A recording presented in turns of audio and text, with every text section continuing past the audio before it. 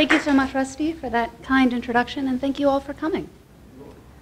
So in reference to the title, How to Spot a Dictator, my definition of dictator in this case encompasses Franklin Roosevelt, so it's an expansive definition. Raymond Moley was the first member of FDR's inner circle to break with him. And of all the many people who would eventually walk that path, he was the one who traveled the furthest, eventually ending up a contributor to National Review and a personal friend of Barry Goldwater. This was the man who wrote FDR's first inaugural. He was the charter member of the famous Brains Trust. As a professor of government at Columbia University, Moley had done some work for the Governor Roosevelt on criminal justice, and so he was the one tapped to put together a team of professors during the 1932 campaign when the candidate found himself in sudden need of policies. But over the course of 1933, FDR moved a bit to the left and found new favorites, and Raymond Moley became the Brian Jones of the Brains Trust, and eventually left to take a job editing a news magazine. But for 3 years, he continued to come in the back door of the White House anytime FDR needed him to do some work in an unofficial capacity, usually on speechwriting. What precipitated his break with Roosevelt was the 1936 State of the Union. FDR had asked Moley to put together a draft and then given the same assignment to another, more radical team of speechwriters. And the final draft was a combination of the two. So Moley thus had the disorienting experience of hearing his own words combined with phrases that he found disturbing. And he describes the sinking feeling he felt in his memoir. Delivered at a new pitch of emotional intensity, the speech's invective, its cries of defiance, its oversimplified appeals, its talk of, quote, unceasing warfare, all this caught, held, and swayed most of its listeners. Infinitely more serious, it seemed to have caught, held, and swayed its speaker. I was not unfamiliar with the practice of politics, but never until the moment that I heard Roosevelt deliver that speech did I realize the extent to which verbal excesses can intoxicate not only those who hear them, but also those who speak them. I had helped prepare this intoxicating brew, and I alternately excused and loathed myself for doing it. Of course, the speech he's talking about was tame compared to the one FDR gave 9 months later in Madison Square Garden. That's where he said, the enemies of peace are unanimous in their hate for me, and I welcome their hatred, from a president. Moley was never quite as grim about his conversion as his National Review colleague Whittaker Chambers. But like Chambers, there was a savor of penance about his later career.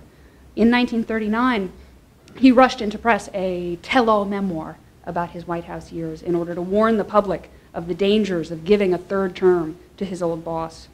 And in his 70s, he later published another more temperate memoir. And in between, he published extensively on constitutional conservatism and in praise of the Republican Party. He was not a haunted man like Chambers, but he was a man on a crusade, and his crusade clearly had some connection to his own sense of moral responsibility for having materially assisted in making America worse. That political remorse, that real pit-of-your-stomach feeling of self-reproach, is what I detect in conservative skepticism of Donald Trump. Whatever gland it was that got Ray Moley pumping with adrenaline in 1936, Trump has activated in the Never-Trumpers. And beneath all of their rational arguments, I think the motivating force is a kind of visceral apprehension. What if this guy breaks the Constitution? What if this turns out to be, in Andrew Sullivan's phrase, an extinction-level event for American democracy? And what if I helped him? I've noticed that the more intellectual Trump supporters that I know are all immune to this fear, insofar as they all believe that we are living in a post-constitutional regime already. And even they admit that electing Trump would be an extraordinary gamble. Which raises the fundamental question and the subject of this lecture, which is, how do you know when to be afraid that you might be supporting a future tyrant? Moley blamed himself for not seeing through FDR's superficial charm earlier. But when should he have known What red flags should he have seen? What signs should he have heeded? It's fitting to begin with Moley, because it is to the FDR years that we should begin to look for our answer. Since if you're worried that your presidential candidate might end up causing a regime-ending, constitution-shredding, permanent breach in the structure of American government, the obvious precedent to consult is the guy who did it last time. Who did it last time. And in case any of you need convincing or reminding that FDR is the closest thing America has had to a dictator, if not quite a dictator proper, it might be useful to outline the ways that his administration permanently altered the structure of American government. There are some things that he did that were more dictatorial in themselves, like using the IRS to go after his political opponents or interning the West Coast Japanese. But they didn't really have a lasting effect on American government. And the real danger, or the real worry with a dangerous president, is not so much that he will himself rule dictatorially, but that he will alter the shape of government in a lasting way. So, one dud president, America can survive. The first New Deal, the second New Deal, World War II, the GI Bill. The four of these together changed American government beyond recognition. If they had done nothing but eliminate constitutional limits on federal power, that would have been enough. And certainly they did no less. FDR precipitated this with his notorious court packing scheme in retaliation for Congress, the Supreme Court having thrown out some of his more radical bills in the first New Deal. A lot of people remember court packing as a failure for FDR because he didn't end up getting to appoint his extra justices. But in that conflict, it was the court that blinked. Since 1937, it has ceased to operate as a limit on federal power, even though FDR was not himself in a position to take advantage of that at the time because Congress had turned on him. I noticed that Peter Beinart mocked the idea that America might be in a post-constitutional regime today in his article on intellectual supporters of Trump in The Atlantic earlier this summer. He cited the Journal of American Greatness having used the phrase post-constitutional, and he called it hyperbole. But then he very graciously admitted that obviously the United States is not a model liberal democracy because the preferences of the ultra-wealthy often outweigh the preferences of everyone else, and because many states make voting hard. As if voter ID were even in the same ballpark as expanding the Interstate Commerce Clause to cover all known dimensions of the multiverse. I will trust Antonin Scalia's assessment of the situation more than I trust Peter Beinart's, his anguished dissent in the gay marriage case in 2015, which basically called time on the death of American democracy, was really the culmination of a process that began in 1937. Of all the court's capitulations, the most damaging was on the principle of delegation, that is, Congress's ability to delegate its legislative power to the executive branch. The court had previously taken quite a strong line against Congress passing general laws and leaving it to the bureaucracy to sort out the details. When the court reversed itself on delegation, it eliminated the strongest barrier against the development of the administrative state, and no barriers have since emerged to replace it. The rule of administrators went hand in hand with the rule of experts, and for a lot of people who were there at the time, the assent of experts was the most important thing to come out of the New Deal. Raymond Moley sent a copy of his memoir to his old Brains Trust colleague Adolph Burl in manuscript for him to look over. And Burl wrote back that it was all very good and very accurate as far as he was concerned, but he had one note, and that was, "You do not emphasize enough that at that time academic economists did not soil their hands with practical questions. Application of their science is almost entirely a post-New Deal phenomenon." That was for Burl the most important thing to come out of the New Deal, that it put economists in power. Thanks a lot. And of course, FDR's most obvious legacy, and the last one I'll mention, is the size of government. Not only is he responsible for a lot of the programs that are still busting our budgets, like Social Security, but he also inaugurated the entitlement mentality, the idea that it's the job of the federal government to give you stuff, which a lot of people don't realize was at the time a complete innovation. Here, the worst culprits were not the relief programs of the New Deal, but the middle-class welfare of the GI Bill. A lot of people on the left talk about FDR's having created the middle class. The characters on the West Wing say this a lot. But it would be more accurate to say that FDR took the growing middle class and turned them into government clients. It's been estimated that 20% of the people who went to college on the GI Bill would not have gone to college otherwise, and the number of people who were nudged into home ownership by VA and FHA-backed mortgages was even higher. So if those programs hadn't existed, suburbanization and the growth of college education would still have happened. They just would not have been quite so universal, which might not have been such a bad thing, and they would not have been tied to government handouts. So, death of the Constitution, the administrative state, entitlements, the entitlement mentality, executive power, rule of experts, middle-class welfare, too many people going to college. All of the things that make America well-nigh unfixable today are FDR's legacy. So, looking at the actual years of his administration, how was he able to pull off such far-reaching transformations? What aspects of his rule would have been identifiable at the time as steps towards post-constitutional executive government? There were two main aspects. One, personal rule, that is his tendency to ignore established procedures and concentrate discretionary power in himself. And secondly, clientelism on a scale never before seen. That is, turning the government-citizen relationship into one of patron and client, and turning the art of governments not into the balancing of principles or the balancing of the interests of a coalition, but of simply buying off constituencies. Our two candidates in 2016 each embody one of these two aspects of the worst qualities of FDR. Trump, personal rule; Hillary Clinton, machine politics on steroids. It is therefore our sad but crucial task to choose which of these two qualities is most dangerous. Does anyone here know how the New Republic got its name? A very rich and very silly woman named Dorothy Payne Whitney and her husband got together with Herbert Croly, and they wanted to start a new progressive magazine called The Republic. But, they discovered, this name was already taken by, of all people, John F. Fitzgerald, the Boston machine politician, the one they called Honey Fitz, JFK's grandfather. It was the name of his dinky little bulletin for his precinct captains.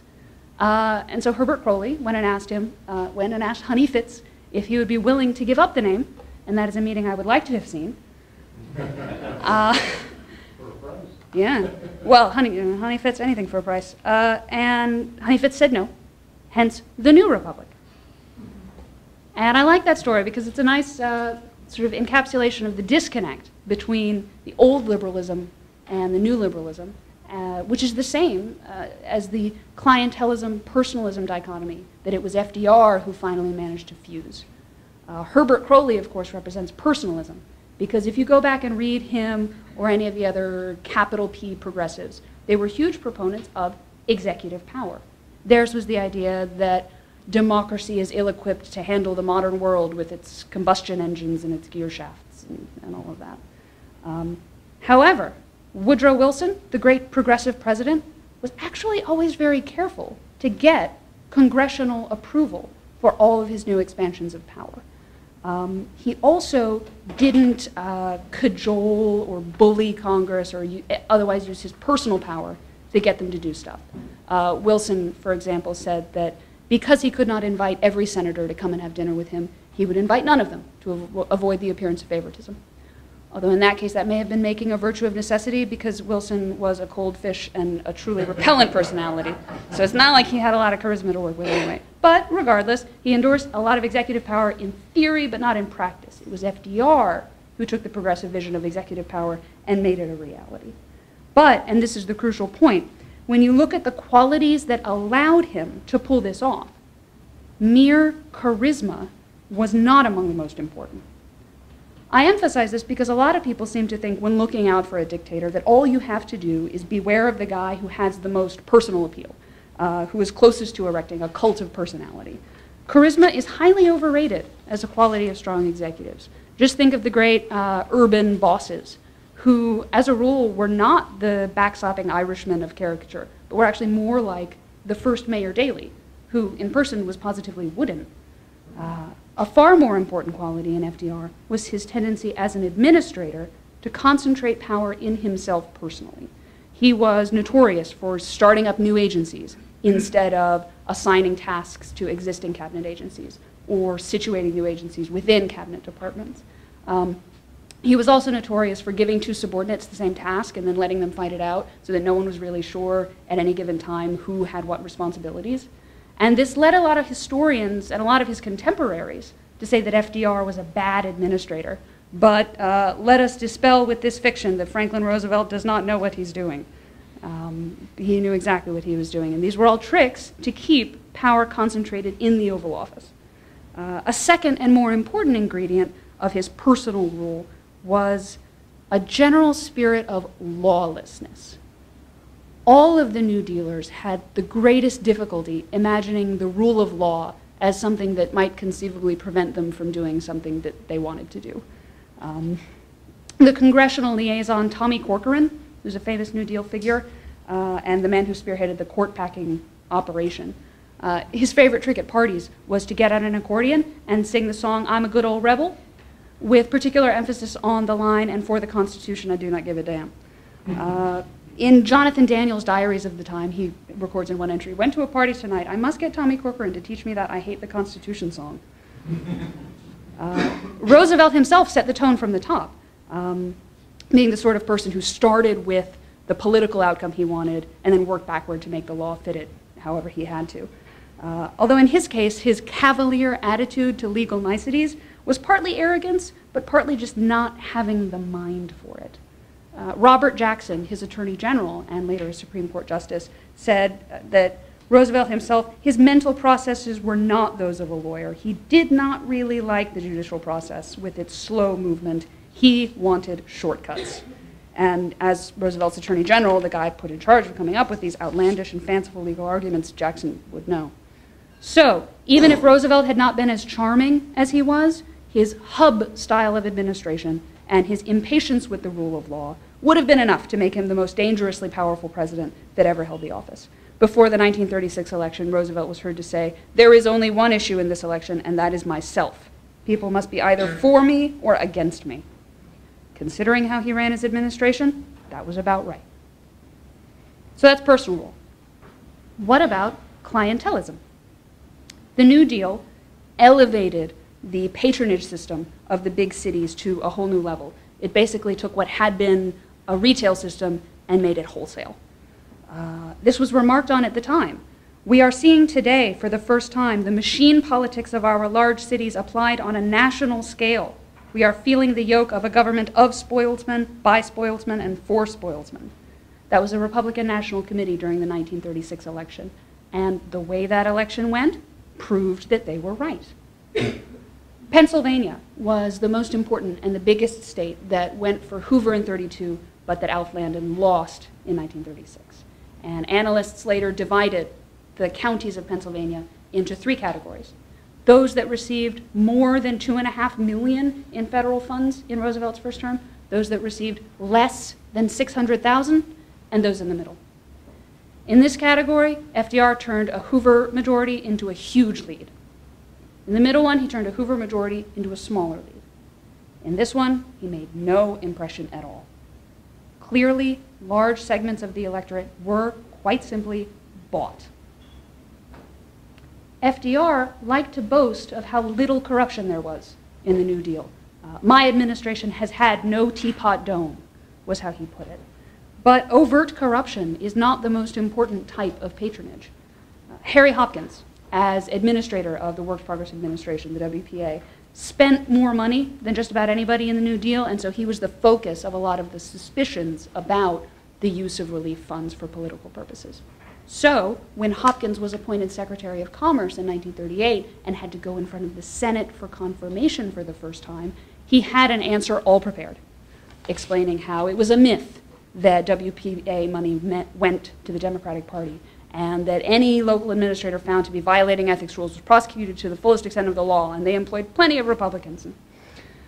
Senator Vandenberg, who asked him the question, waited for Hopkins to finish his answer, and then explained that Hopkins had misunderstood him. I was raising for the moment the more philosophical question of politics in relief, in the sense of spending in the interests of maintaining political power. I am not talking about corruption.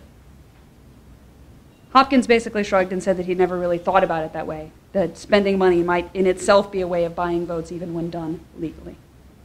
For the record, Teapot Dome was bad men misusing legitimate government power. The New Deal was good men using powers that the federal government should never have had. The former is more corrupt, the latter is more corrupting. Because, of course, once the patronage genie was out of the bottle, there was no going back. From that point onward, the Democratic Party was the party of giveaways. The only comparable transformation I can think of is in Britain between the wars, when the Liberal Party was replaced by the Labour Party. In both cases, the politics of principle was replaced by the politics of stuff. Because the Labour Party was for free healthcare and free pensions and free hospitals. And the Liberal Party, if you look at their platform, it's recognizably left-wing, but doesn't really involve spending money. It's things like free trade and civil service reform and disestablishment. And the Democratic Party, certainly Wilsonian progressivism, is the same way. It's not all about spending money. It's about good government and anti-corruption, and electoral reform, and public health, and prohibition, direct election of senators. These are penny-pinching liberals. But in both Britain and the US, this older liberalism collapsed almost immediately once a more lavish version was on offer. And indeed, it's hard to imagine how anyone could have expected that it would go otherwise, that voters wouldn't go for the party that promised to give them the most stuff. The only reason no one had done it before was scruple, the knowledge that this grasping sort of politics was contrary to any notion of Republican virtue, and the beginning of a slide into a different sort of politics altogether. So all of those traits allowed FDR to accomplish what he did. But the changes he made and the precedents he broke would not have stuck if the moment had not favored him. And America in the 1930s was ready for fundamental change, as I think America is now. And when I say that, I want to emphasize that when we think about the 1930s moment, we emphasize too much the sense of crisis. This idea that FDR was able to accomplish what he did because of the Great Depression and the war. The Great Depression was a huge trauma, but most of his far-reaching changes were passed after the worst had been relieved, and things had gotten better. More important was the sense that the old order had been discredited, and so that even once things did get better, it was time for us to come up with a new way of doing things, because the old way had been proven a failure. The 2008 financial crisis was not as bad as the Great Depression, but it did discredit our class of elite experts, which I think is why people no longer listen to them when they say things like, free trade has made you better off, you just don't realize it, or immigrants don't affect your wages and job prospects, don't be ridiculous. The people who vote for Trump. To bring the European factor into the picture, World War I left the same sense of the old order having been discredited and we need to come up with some new way of doing things. Today, it's the migration crisis and the lurching decadence of the European Union. There have been times when Europe was in greater upheaval than it is today.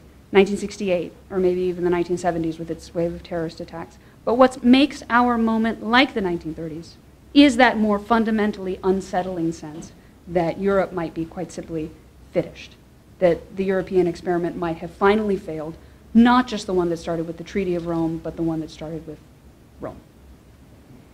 Domestically, some of the most important factors setting the stage for FDR had nothing to do with crisis at all, and the most underappreciated is immigration.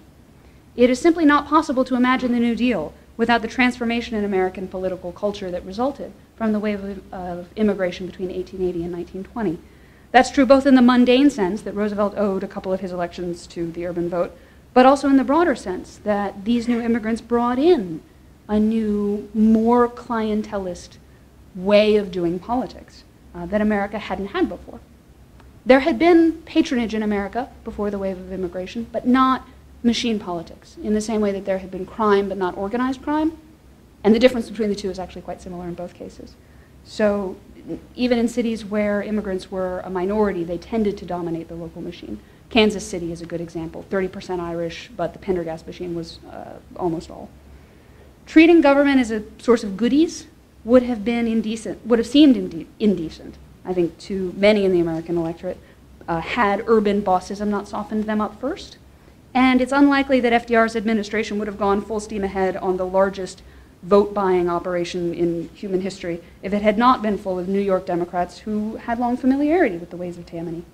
Earlier, I compared the New Deal's transformation of the Democratic Party to the replacement of the Liberal Party by Labour in Britain. In the same way that socialism, the role that socialism played in Labour, I think patronage-based redistribution played for the Democrats. Clientelism had not always been their ideology, but after FDR, it was. So now that we've got that precedent in our minds, let's apply it. Trump, obviously, most resembles FDR, the personal ruler. That's what it means to have a president as CEO, the ability to hire and fire people at will, to go on instinct, to make and break the rules, to have a team that answers to the man as much as to the institution. And it may be objected that Trump does not seem to have a plan to increase the powers of the executive, but to be fair, neither did FDR. Remember that FDR was not an LBJ-like figure or a man with a plan who knew the ways of Washington inside and out, and that's why he was able to accomplish all he did. He was able to accomplish that because he didn't know how things were done in Washington, and he didn't care. He just sort of blundered forward with great self-confidence. They say, well, this may be connected to another quality that FDR shares with Trump, that is not being terribly intellectual.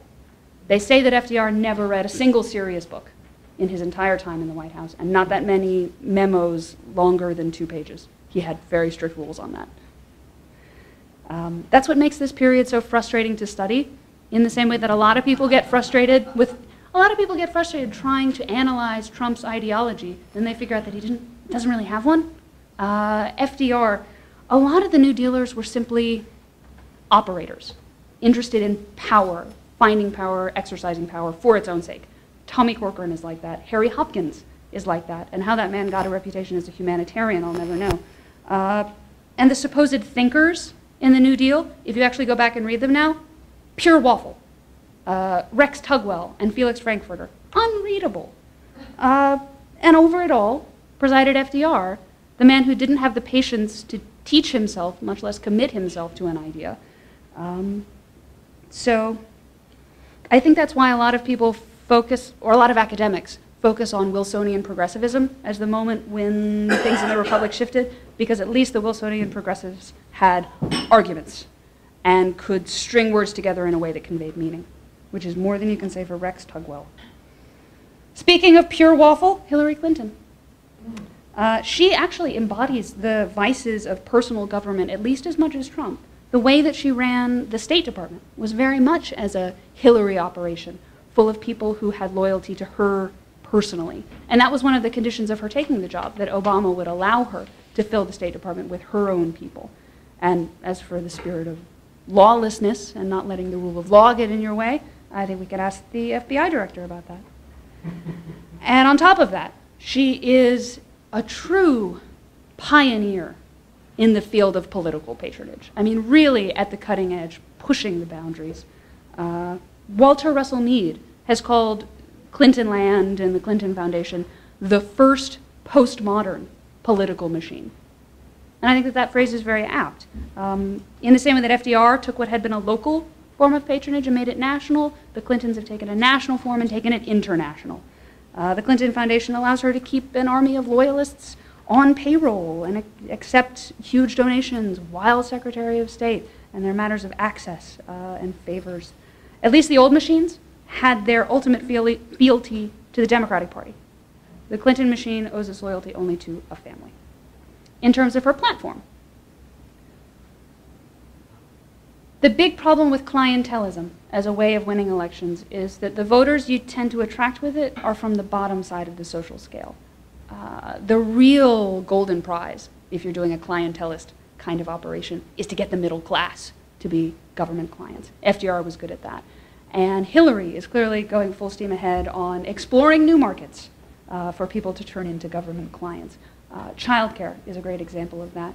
And I noticed that earlier this year she did a massive rollout for her mental health platform, which is going to be a huge part of her campaign, which involves using existing law to force insurance companies to cover more mental health payments. And just think of all the upper middle class people who will have their therapy and antidepressants paid for, who will be Democrats forever. 1 in 4 women over 40 is on antidepressants. So, for those on the bottom half of the social scale, Hillary wants to double down on making government the substitute husband and father for unmarried families, And if there's one thing that will lock in clientelism on steroids as the American mode of government, it's an illegitimacy rate of over 40%. That's a nation that can't sustain responsible self-government. But the resemblance that most worries me about Hillary is something else altogether. The Catholic immigrants of the 20th century had already changed American politics. They'd moved a little bit in the direction of the American norm and pulled the American norm a little bit towards their approach to politics. But it was FDR that locked in the state of affairs that prevailed when he became president. Since 1965, America has seen an even greater wave of immigrants from even broader and more divergent backgrounds, and they too have changed our political system. America is now multicultural, and that's great, but multiculturalism is a pernicious way to operate a democracy. It's polarizing, it makes ethnic identity the most salient characteristic for voting, rather than class identity or, heaven forbid, beliefs.